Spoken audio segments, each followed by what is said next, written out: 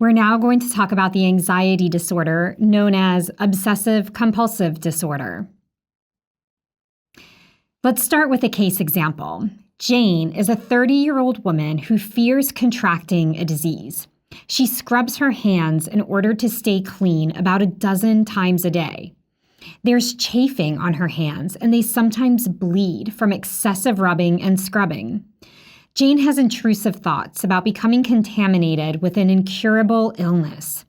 To counter these thoughts, she counts down from 10 and switches on and off light switches in her home. Jane is very distressed by her thoughts, and she rarely leaves home because of them. Fortunately, her job lets her work from home, but there are weeks where she won't interface with other people and in fact doesn't go outside at all. Let's define obsessions. They are recurrent, intrusive thoughts or images that typically cause anxiety or distress.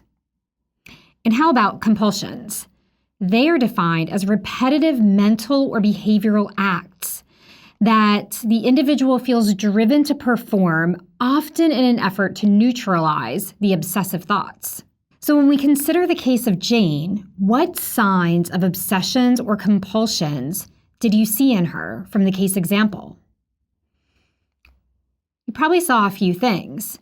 So she has obsessional thoughts, fears of contracting a disease, compulsions like scrubbing her hands, counting, and switching on and off lights. The lifetime prevalence of OCD is 2 to 3% in the general population. Females are affected more than males. Note that more males are affected with OCD, however, in childhood than women. In fact, males will specifically have an onset of age before 10 years old when they acquire OCD. The main age of onset, however, for most people with the disorder, including women, are the mid-20s, but 25% of cases will occur before 14 years old. There's a strong link between suicidal thoughts and behaviors and OCD. Very important to note because in the psychiatry exam and in clinical practice, you want to pay close attention to suicide risk all the time. There's also a strong link between mental illness within close relatives, especially those diagnosed with OCD. So let's think of this example a little bit more.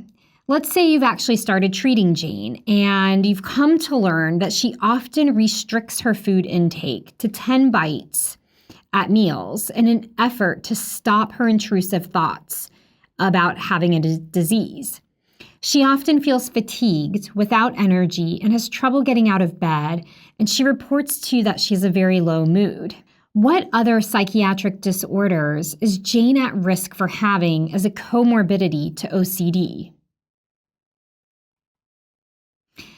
Well, here's some of the differential diagnosis for OCD. Personality disorders, obsessive compulsive personality, anxiety disorders. These could include panic, social anxiety, generalized anxiety disorder, and specific phobias. Schizophrenia, mood disorders, including depression and bipolar disorder.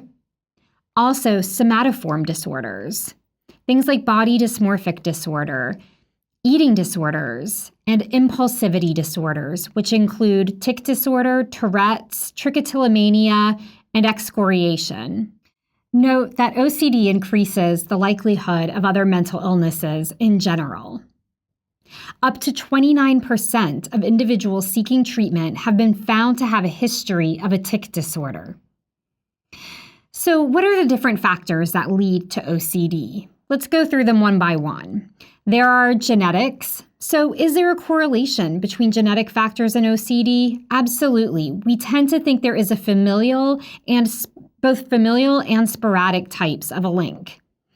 Twin and family studies show a correlation to a genetic contribution. And how about the environment? What bacteria affects the development of OCD?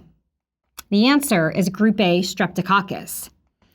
And what part of a woman's cycle affects the development of OCD? The premenstrual and postpartum periods. Does trauma affect the development of OCD?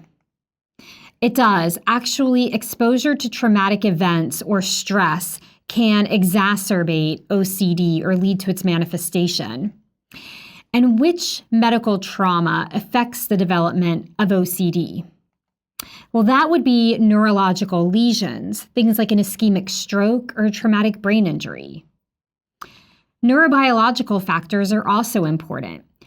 Do you know which circuit in the brain is linked to the neuroanatomical abnormalities seen in OCD? Well, structural imaging shows a link to neuroanatomical abnormalities in the corticostriato-thalamocortical circuits, the CSTC circuits. PET scanning and functional MRIs have found abnormal activity in different nodes of the CSTC circuits. Here's a question for you. Do individuals experience obsessions as voluntary and pleasurable? The answer is no, they do not. In fact, it's extremely distressing to a patient with OCD, and it really interferes with their day-to-day functioning.